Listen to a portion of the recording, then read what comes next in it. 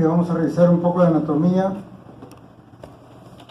Eso quiere decir que ya ustedes lo saben, pero vamos a relacionar con radiodiagnóstico.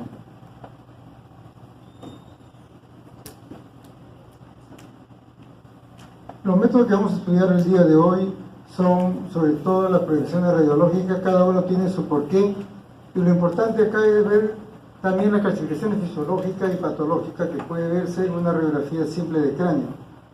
Como ustedes saben, la radiografía simple de cráneo no me puede decir que es una imagen radiopaca, borde poco definido, heterogéneo, pero solamente puedo ver la proyección. Siempre hay que tener en cuenta de que puede tener la patología en partes blandas y no necesariamente en el hueso, o no necesariamente en el parénquima cerebral. Tenemos la tomografía en cerebro normal, resonancia magnética, uso de contraste y angiografía cerebral, ¿no? Acá lo que tenemos que nosotros tener en cuenta es sobre todo ver las suturas metópica, coronal, lanoidea y saquital, sobre todo ver la fontanela. La fontanela anterior es el sitio donde yo puedo hacer una ecografía transfontanelar en caso de que pueda haber o hacer de que nuestro paciente tenga un problema de tipo neurológico, puede ser hidrocefalia, puede ser tumor, etcétera, sobre todo en isquemia cuando nacen con Adler bajo. Utilizamos la fontanela anterior. Lo importante acá es que la fontanela anterior nos dice que puede cerrarse entre los 14 y 18 meses, pero para la ecografía generalmente usamos un año. ¿Por qué? Porque el traductor que vamos a usar tiene que contactar adecuadamente con la parte del cerebro, que no haya ningún sitio de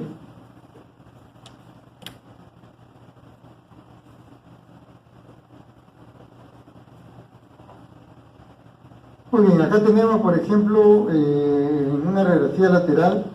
La radiografía lateral es esta posición. Si yo quiero estudiar bien el lado derecho, esta es la placa radiográfica. Vamos a tener esta imagen, en el cual en esta radiografía lateral yo tengo que ver alguna radiopacidad o radiolucidez que pueda haber en la bóveda craneana, pero sobre todo guiándome siempre la tabla interna, ¿no? Tabla interna, tabla externa, y sobre todo en la lateral tengo que ver yo esta forma en la cual es la silla turca, apófisis clinoide. Son las partes fundamentales en el cual yo puedo tener un tumor en la silla turca y puede estar erosionando el hueso, ¿no? Acá, por ejemplo, nosotros vamos a ver cómo no se ve la sutura adecuadamente. Cuando yo veo que un niño tiene un mayor diámetro cefálico, puede ser que estos se separen un poco y se llama una diastasia de las suturas. Entonces tenemos que ver nosotros cuando hay aumento del espesor, ya no veo bien tanto la tabla interna como la externa, entonces quiere decir de que probablemente hay una hiperostosis frontal, hay un aumento de la densidad, una alteración de la morfología, y eso me sirve una radiografía lateral. Acá tenemos en otra posición, anterior del lado derecho, lado izquierdo, y esta es la apófisis clinoide que yo tengo que ver adecuadamente. Tengo que ver la neumatización que hay a este nivel temporal, ¿no? Si no veo estas imágenes radiolúcidas en el cual parece que fuera un enmayado, entonces quiere decir de que este paciente probablemente tenga algún problema a nivel del oído medio o interno. Esta es una posición, miren, que se llama una posición de cauda o posterior anterior. Quiere decir de que el rayo viene por detrás de la cabeza. Es útil para determinar la simetría, ¿no? Para ver si su cara del paciente es deforme, qué problema tiene. El Cowell, lo importante es que yo, ¿cómo reconozco un Cowell? Lo reconozco porque esta viene a ser la órbita, la base de la órbita está superpuesto con estas órbitas tipo de temporal petroso, puedo ver la neumatización en esta parte, puedo ver yo el septum de la línea media de la nariz, puedo ver los cornetes inferiores, en este caso, por ejemplo, mire, el cornete inferior es más grande que su contralateral, en el cual yo puedo decir que este paciente probablemente tenga una sinusitis. Esa es la diferencia de estado, ¿no? La proyección de Thom es al revés, es un antero-posterior, quiere decir que el rayo entra por la cara y se grafica en la parte posterior. No se olviden que la proyección de Thom entonces es una antero-posterior, el ángulo de incidencia varía entre 30 a 35 grados, la estructura visible, porque cada uno de estas proyecciones me dice qué es lo que tengo que estudiar. Por ejemplo, acá yo tengo que estudiar el hueso occipital, que viene a ser la parte de acá. Estoy viendo la proyección occipital, puedo ver los mastoides, puedo ver el dorso de la silla turca, que viene a ser esto de acá, y también puedo ver, sobre todo a través del agujero magnum, también puedo ver el septum, ¿no?, de la nariz, y puedo ver acá algunos espacios de una saldía. Pero lo más importante es para el estudio de estas estructuras que hemos señalado. Esta es una posición que se llama proyección de Hirsch o base del cráneo, ¿no? Ustedes pueden ver acá, esta es la base del cráneo. Acá puedo ver, en esta posición, es el mejor examen para estudiar las celdías esfenoidales, que viene a estar acá, y el esfenoidal. También en esta posición puedo ver yo la apófisis odontoide. Este es el apófisis odontoide de la primera vértebra, en el cual yo puedo ver esta articulación y medir si este espacio del lado derecho con el izquierdo es similares, ¿no? En que eso está a nivel de la base del cráneo. Entonces esta proyección es imprescindible también para la articulación temporomandibular, ¿no? Temporal, y está la mandíbula, ¿no? Entonces, si viene un paciente en el cual cuando abre la boca no hay una buena oclusión, está deforme, tiene dolor de cabeza, etcétera, se hace esta proyección para ver la articulación temporomandibular.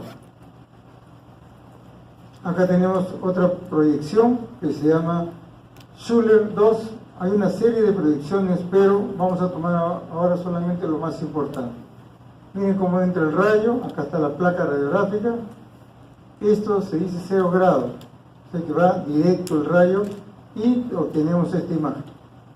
Esta imagen lo que vamos a ver es póstero anterior, vamos a ver sobre todo los senos frontales.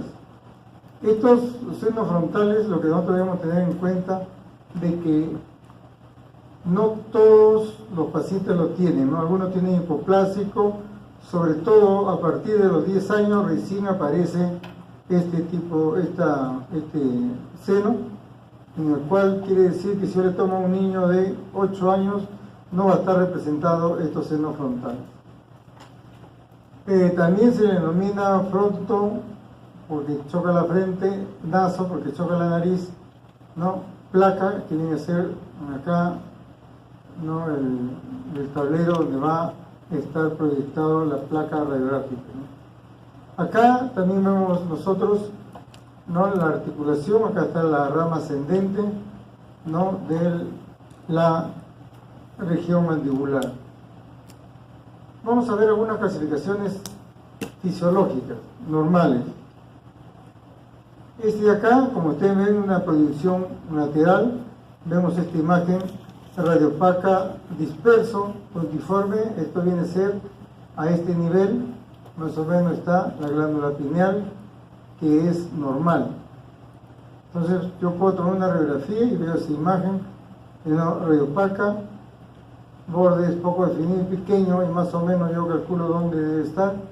Se dice que está en la línea media, ¿no?, más o menos un desplazamiento mayor de 3 milímetros hacia la parte anterior o posterior es patológico.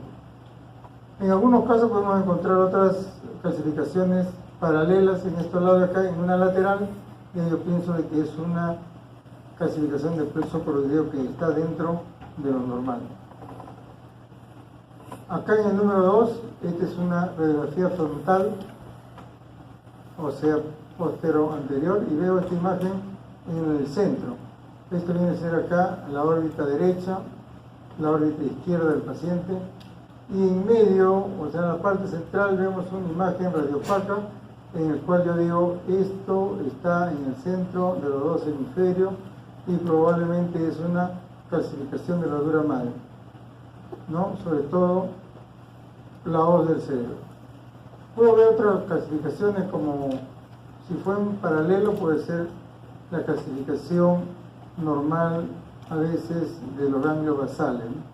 Pero eso es cuando ya tiene una edad bastante avanzada. Cuando es joven no se debe de ver ese tipo de calcificación. Acá tenemos la glándula pineal. Acá más o menos un recuerdo anatómico comparado con esta radiografía lateral. Acá tenemos la glándula pineal, ¿no? Y más o menos está a este nivel la calcificación, ¿no? Entonces podemos ver nosotros imágenes radiopacas de contorno definido, bien definido, que puede ser la glándula pineal. Si nosotros encontramos alguna calcificación disperso, puede ser de que sea un aneurisma calcificado de la vena de Galeno. Y no nos olvidemos que a veces encontramos en las malformaciones arteriovenosas calcificaciones. Entonces, cuando yo veo una calcificación que está fuera de lo normal, inmediatamente le hago una tomografía para determinar dónde está la calcificación, ver la extensión y ver sobre todo la extensión de la calcificación. En este caso de acá tenemos la glándula pineal, ¿no? Debe ser esto de acá. Se encuentra una proyección en la línea media. Nosotros habíamos dicho que es el lado del cerebro calcificado. Esta es la glándula pineal, ¿no? Que es normal, no tiene traducción clínica, es normal. La avénula se dice que tiene una formación cálcica que se parece a una S, ¿no? Esto de acá viene a ser la avénula, donde dice número 3. Esta imagen radiopaca viene a ser la avénula. Acá tenemos el oído, la región temporal, la silla turca está por acá. Entonces este viene el oído, el temporal, y en la parte superior encontramos una imagen radiopaca, ¿no? En forma más o menos que se asemeja a una C, que quiere decir de que ese probablemente sea una calcificación normal de la vénula. Luego, cuando yo tengo alguna duda, nosotros tenemos que ver sobre todo las imágenes cálcicas que en una tomografía convencional como es esto, lo que señala acá, esto quiere ser el plexo coroideo. El plexo coroideo se calcifica y eso es normal.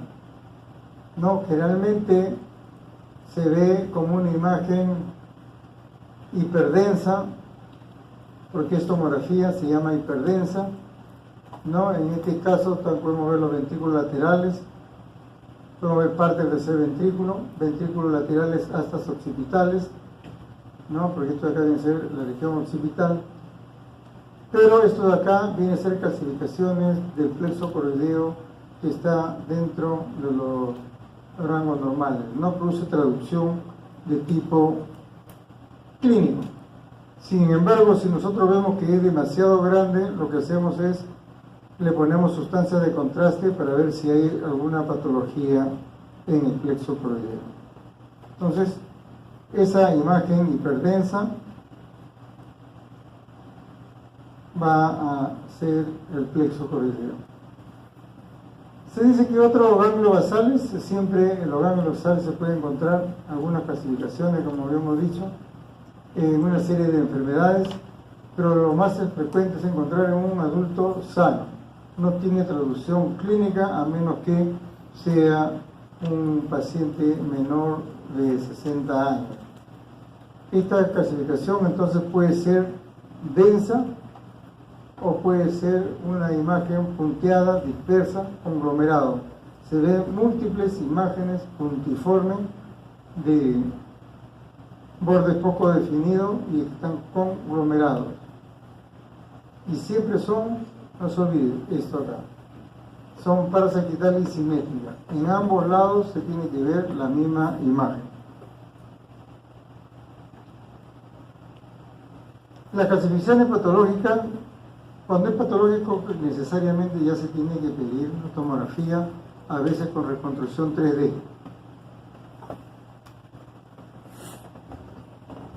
Por ejemplo, acá hay una alteración, no veo la tabla interna ni tampoco la tabla externa, se ve engrosado, donde se señala la flecha, engrosado en todo este segmento, no quiere decir que es esta parte también, en la parte frontal también.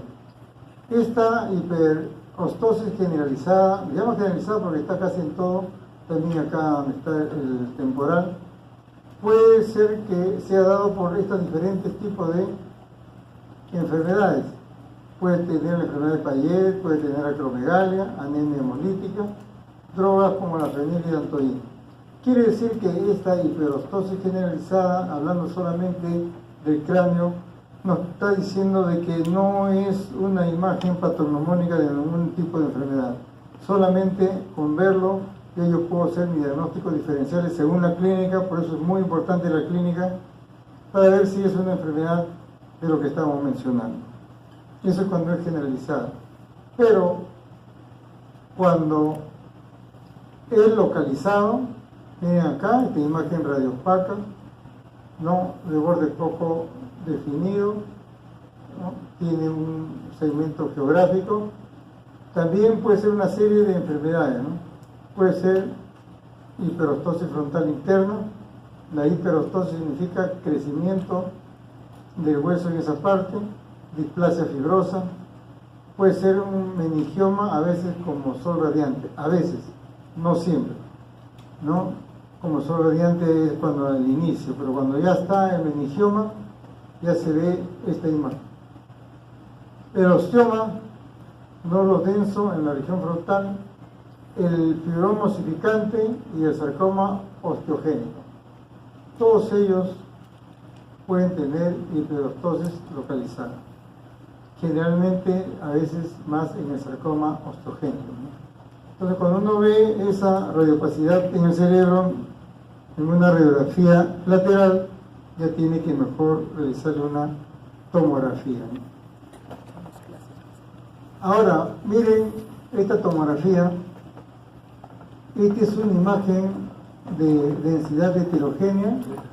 Este viene a ser un acceso, produce efecto de masa al ventrículo lateral, o sea, lo está empujando, lo está colapsando. La línea media está desviada, quiere decir que lo está herniando. Lo está herniando, pero acá hay una clasificación, ¿no? Porque no lleva bien el contorno, ¿no?, de la tabla interna del hueso, ¿no? Acá hay otra hiperostosis. En la radiografía se ve una imagen radiopaca también, ¿no?, de borde poco definido. Entonces, en este caso el acceso es localizado. En otros casos, cuando es esclerosis tuberosa, se dice que hay múltiples imágenes cálcicas o hiperdensa en el caso de tomografía, y en el caso de radiografía es radio-opacos.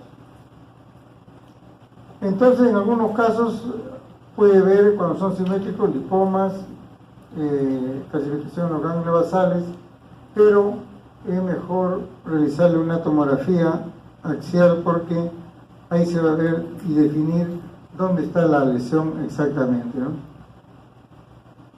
Por ejemplo, en esta radiografía lateral, esta es la silla turca,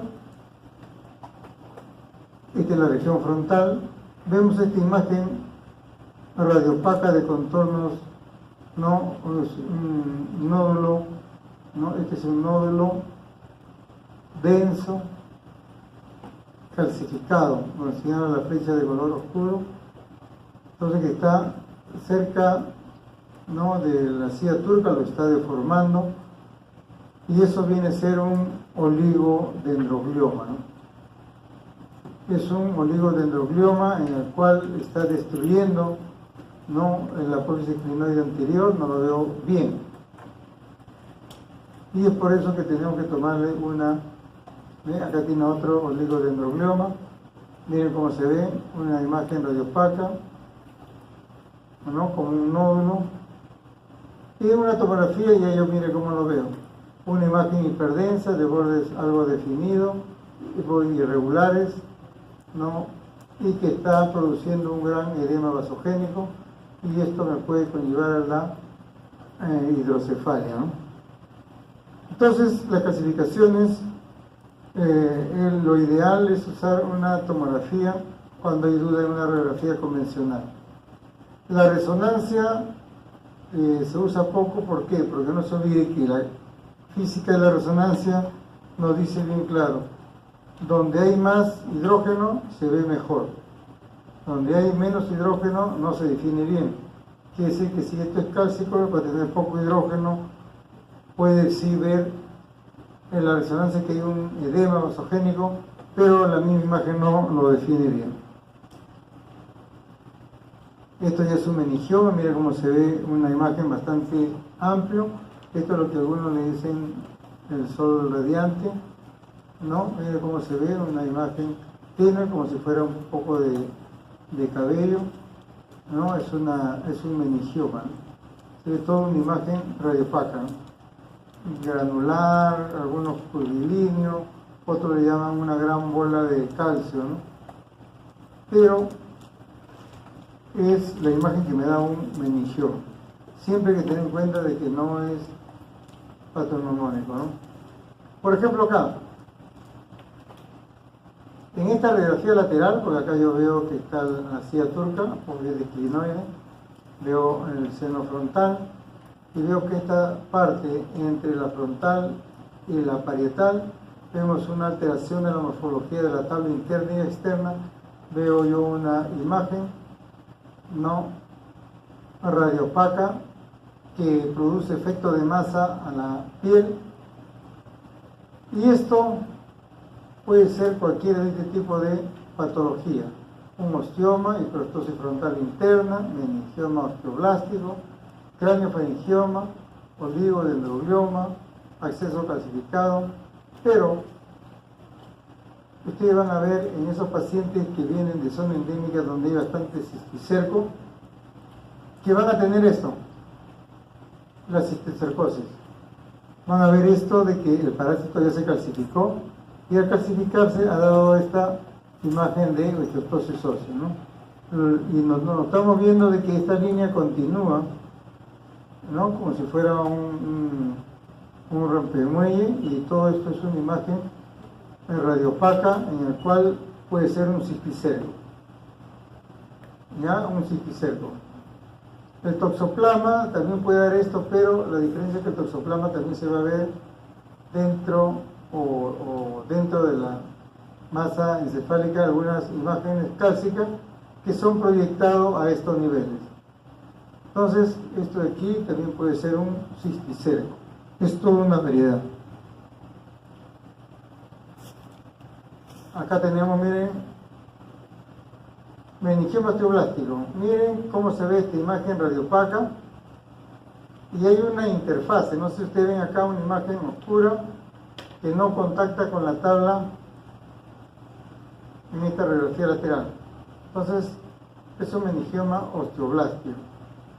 Bordes bien delimitados, homogéneo porque tiene el mismo color denso, pero mire esta interfase. Entonces yo ya digo, este probablemente sea un meningioma osteoblástico, ¿no? Luego tenemos las indicaciones de tomografía. Las indicaciones para hacer una tomografía cerebral son múltiples, ¿no? Puede ser una enfermedad vascular, cuando hay hipodensidad son isquemias. La isquemia puede ser por edema cerebral, puede ser por poca irrigación a ese nivel, o por un paro cardíaco en el cual ha visto una hipoxia cerebral. Y al haber hipoxia cerebral quiere decir que esa porción del cerebro se va a absorber, o sea, se muere y se absorbe. Ahora vamos a ver algunas imágenes en el cual me puede condicionar una hidrocefalia, ¿no? También puede ser cuando hay tumores primarios, metastasis, cuando hay acceso, ¿no? cuando hay acceso, sobre todo cuando hay problema de tuberculosis, infecciones, cisticerco, micosis, trauma, puedo ver yo la fractura, enfermedades degenerativas, también puedo evaluar con tomografía, ¿no? Puedo ver yo cómo aumenta la atrofia córtico-subcortical en un paciente de avanzada edad, pero lo ideal ahora es la resonancia magnética. Los estudios de corte exale pueden ser de 5 a 10 milímetros para el estudio cerebral, pero ahora con la tomografía, con el TEM también se puede hacer de 0.4 milímetros, o sea, menos de 1 milímetro. No se olviden, en tomografía no se llama corte coronal, corte sagital, se le denomina reconstrucción o reformación. El único que hace corte coronal, sagital, lateral es la resonancia magnética. Todo estudio de tomografía se realiza a veces con sustancias de contraste no iónico, pero para estudiar estas sustancias de contraste no iónico tengo que evaluar bien sobre todo el riñón del paciente. Si la creatinina está muy alta, imposible de ponerle esta sustancia de contraste. Quiere decir que un paciente diabético que tiene una nefropatía antigua, hipertenso, tenemos que nosotros ver si realmente tiene la creatinina adecuada, si no, no podemos colocar la sustancia de contraste en el caso de una tomografía. Siempre va a ser intravenosa.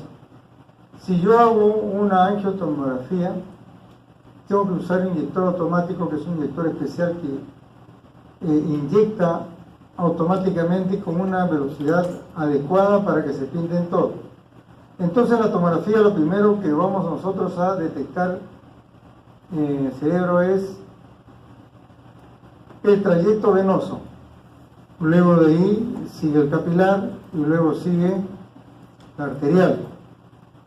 En cambio, cuando yo hago una angiografía, utilizo la arteria femoral. Quiere decir que yo primero en el cerebro veo la arteria, luego los capilares y después la vena. Esto se llama la tomografía en 3 fases.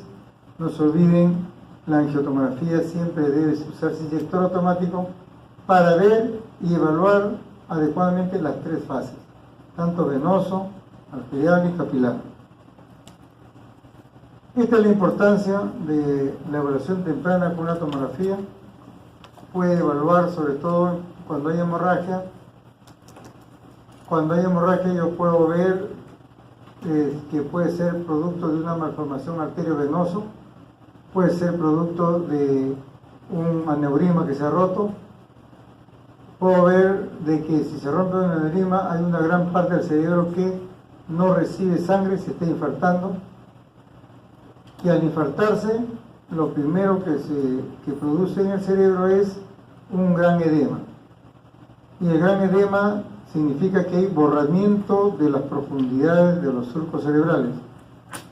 Luego que pasa esa etapa, donde ha visto ese infarto, se le llama leucoencefalomalacia. O sea, esa parte del cerebro se reblandece y luego el organismo se absorbe y es ocupado esa parte por el líquido cefalorraquídeo.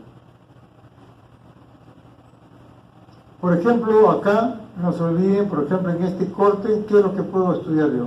El clivus, la arteria con contraste, la arteria, el bulbo raquídeo, los cóndilos, puedo estudiar, también puedo estudiar las líneas hemoidales. Este es un corte anatómico de un cráneo en tomografía, ¿no? Esto es para ver ventana para parénquima y esta es ventana para hueso. Siempre en cerebro tiene que haber 2 tipos de ventanas. Ventana ósea para ver si hay alguna fractura o si la neumatización de estos peñascos está bien, si se ve bien las celdas hemoidales. Acá para ver los agujeros comparando con esta parte ósea y podemos comparar de que sí se ven adecuadamente utilizando siempre la ventana para estudio de hueso. Acá tenemos otro. Si se apagaran la luz, si pueden ver adecuadamente, pero ahí les dejo la diapositiva para que vean. Cada uno señala, por ejemplo, acá me dice que son las miras cerebelosas, que están acá. Acá está el cerebelo, ¿no? Y tenemos que ver siempre la parte de la unión entre los dos cerebelos, que viene a ser el vermis. Acá, por ejemplo, tenemos el hemisferio cerebeloso, se ve adecuadamente. Esta imagen que veo acá medio triangular viene a ser la samídala cerebelosa. La arteria basilar siempre lo tenemos que ver acá.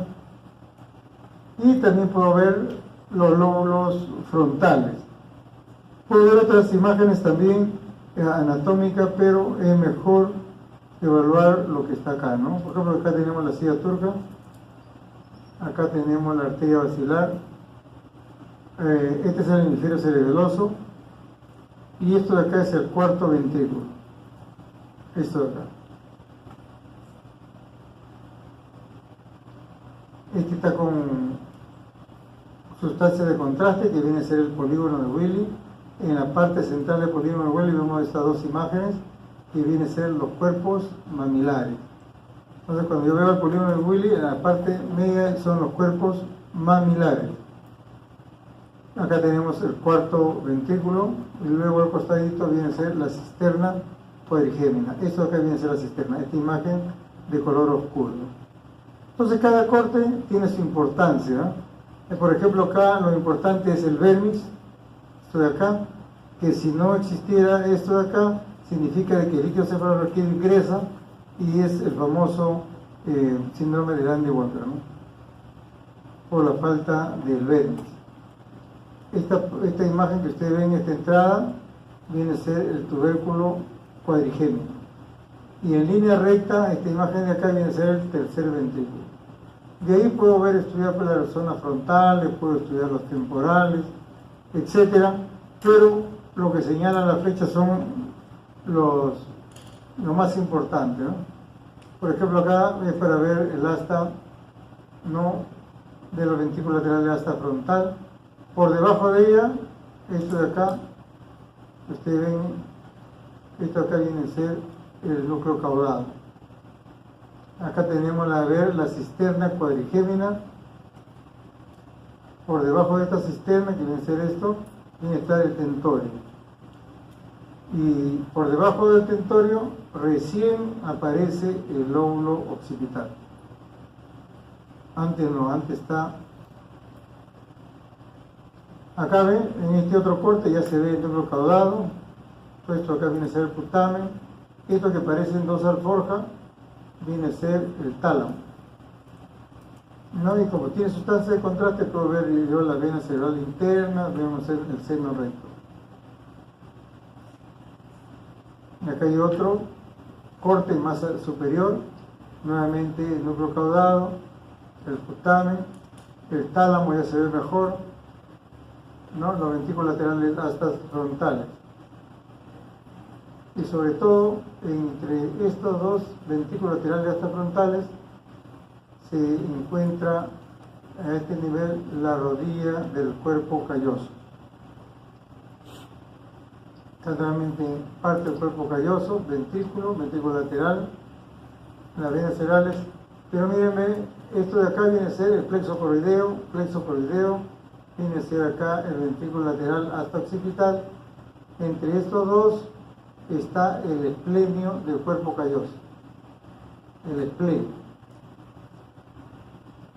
Seguimos avanzando en la parte superior, ya yéndose hacia la convexidad.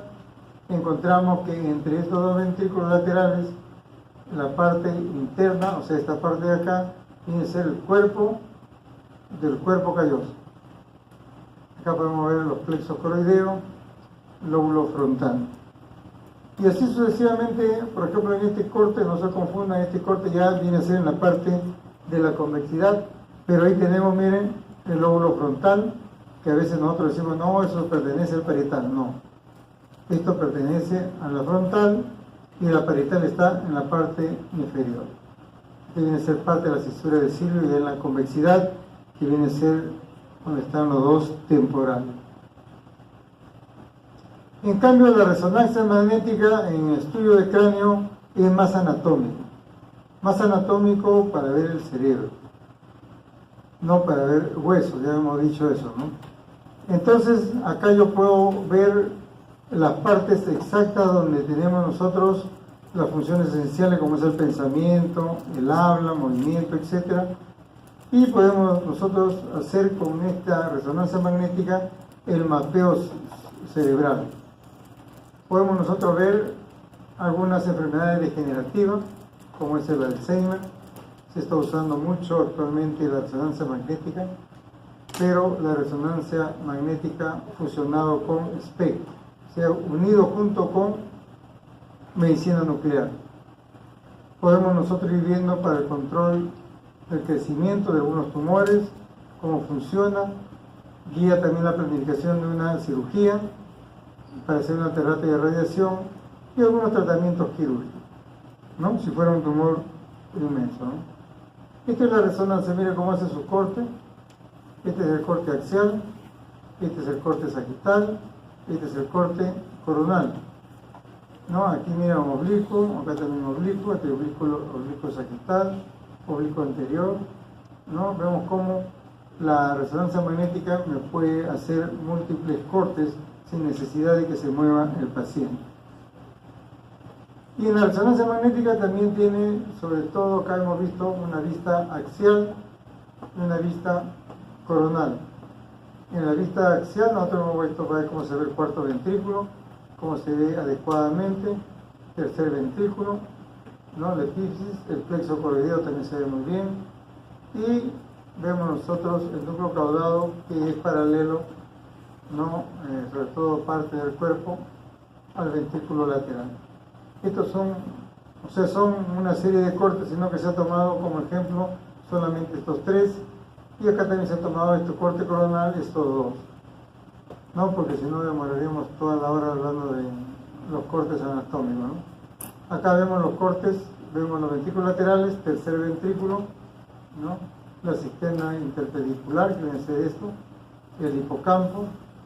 Acá hay un corte donde yo puedo ver, ¿no? La parte del cerebelo, este cerebelo, pedúnculo cerebeloso. Podemos ver el mesencéfalo, el forni, y también puedo ver los ventrículos laterales. Quiere decir que con la resonancia magnética es más anatómico, es mejor para ver la anatomía que una tomografía. Y sobre todo, esto es lo que tenemos que acordar, ¿no? Acá vamos a ver cuándo es T1, cuándo es T2. Esto es lo más básico que debemos aprender, que varían los colores blanco, gris y negro. Por ejemplo, en T1 el líquido cefalorraquídeo es negro y en T2 blanco. Ya ustedes saben que el blanco es denominado hiperintenso y en el negro es denominado hipointenso. La orina en T1 es de color negro y en T2 blanco. Entonces, con esto de acá nomás ustedes se van a jugar para ver cuándo es T1, cuándo es T2, ¿no? Y vemos nosotros, por ejemplo, de que los tendones y vasos en T1 es de color oscuro, negro, y también acá en T2 es de color blanco, y en algunos permanecen. Como músculos y tendones, algunos permanecen una combinación de negro y tanto en T1 como en T2, pero ya ahí se usa otro, ¿no? Supresión de grasa, el flare, eso para verlo mejor, ¿no? Pero esto es lo más importante de este cuadro. La angioresonancia puede usar sustancias de contraste o no, y puede ver todas las arterias, venas, etc. Pero ojo, no puedo evaluar las venas menos de 4 milímetros aproximadamente, ¿no?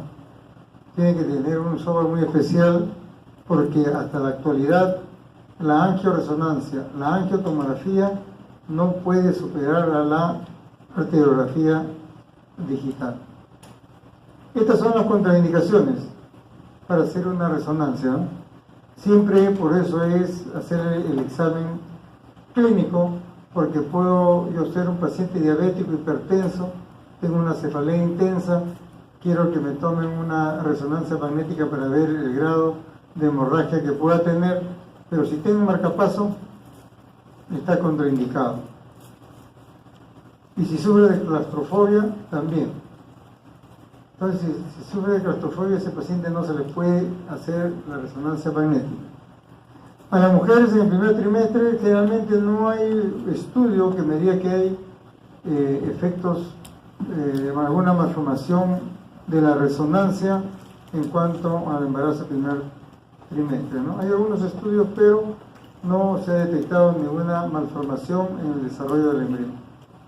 Lo que sí hay que tener en cuenta es que cuando está en periodo de lactancia la mujer y recibe sobre todo el gadolinio, que es la sustancia de contraste, eso debemos de esperar más o menos 24 horas para que sea eliminado desde el momento del examen, que sea eliminado por todo, por la orina, etcétera, y no se le da de lactar al niño. También tenemos, por ejemplo, la arteriografía. Este es el gold estándar para el estudio de algunas malformaciones cerebrales.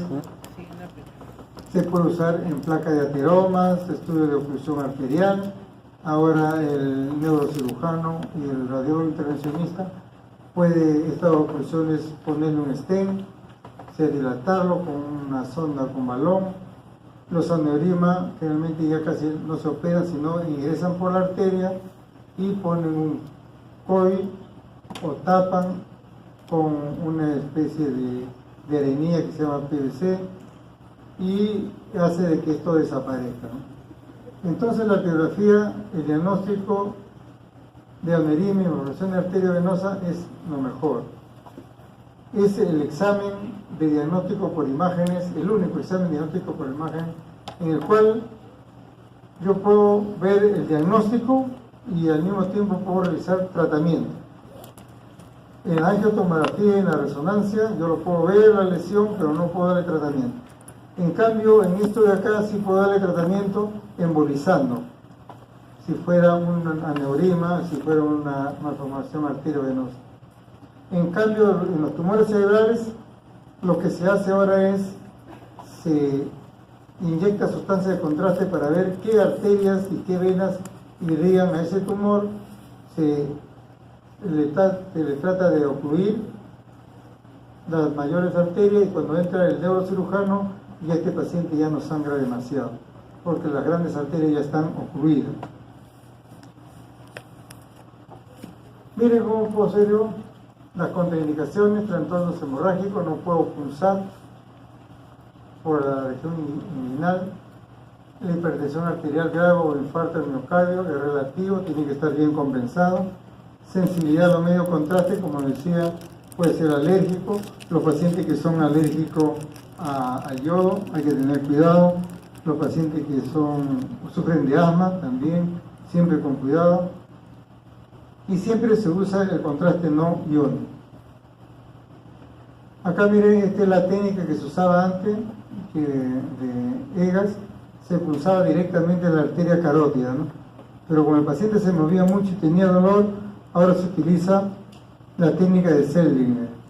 Esta técnica se pulsa la arteria femoral y se guía, no con un catéter, hacia la zona que queremos estudiar y luego aplicamos el contraste no iónico, ¿no? Y así se va viendo la arteriografía cerebral, ¿no? Primero vemos la arteria, luego pasa la vena a los capilares y luego se ve la vena, ¿no? Esta es una posición frontal y esta es una posición lateral.